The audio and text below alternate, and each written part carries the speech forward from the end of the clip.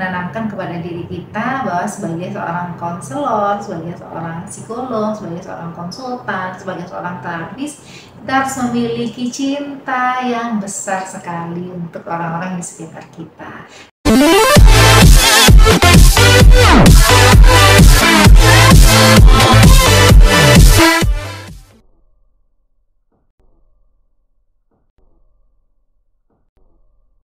Pertanyaan selanjutnya dari Mas Ganteng asal Sidoarjo, Jawa Timur.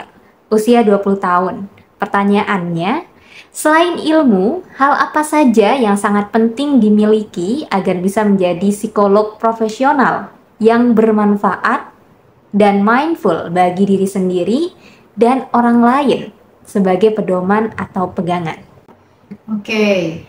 Tentu yang pertama harus menyelesaikan dulu studi, ya pastilah ya, harus selesai studinya gitu, yang mendapatkan gelar secara akademik gitu, kemudian keluar surat izin prakteknya, nah baru legal gitu ya untuk memberikan layanan kepada masyarakat. Nah, kalau misalnya sebagai newbie gitu ya, bisa belajar dulu kepada para senior gitu. Entah namanya atau magang atau associate, apapun namanya itu untuk apa? Untuk menambah pengalaman dulu gitu ya. Terus juga menambah knowledge dan skill-nya karena apa yang didapatkan di bangku perkuliahan itu masih kurang gitu ya. Kita masih perlu nambah lagi, ikut training gitu, ikut workshop, apapun itu yang bisa menambah dan meningkatkan knowledge dan skill-nya kita. Terus tentu saja karena sudah legal, sudah punya surat izin praktek gitu ya, mulai berani ayo mendampingi klien. Misalnya jadi peer counselor dulu deh misalnya gitu, ke teman-teman terdekat dulu gitu, atau udah mulai praktek betulan nggak masalah gitu, udah mulai berani menerima klien. Nanti pengalaman berhasil yang pertama kali, kedua kali itu akan membuat kita semakin percaya diri gitu dan semakin mantap gitu ya.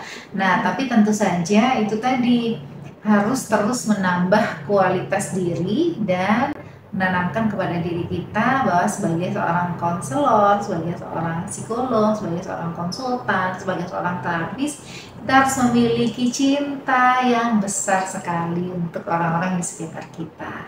Nah, bagaimana caranya supaya kita punya cinta yang besar, empati yang besar? Tentu yang pertama adalah kita harus fulfill diri kita dulu, cinta dulu sama diri kita, self compassion gitu ya.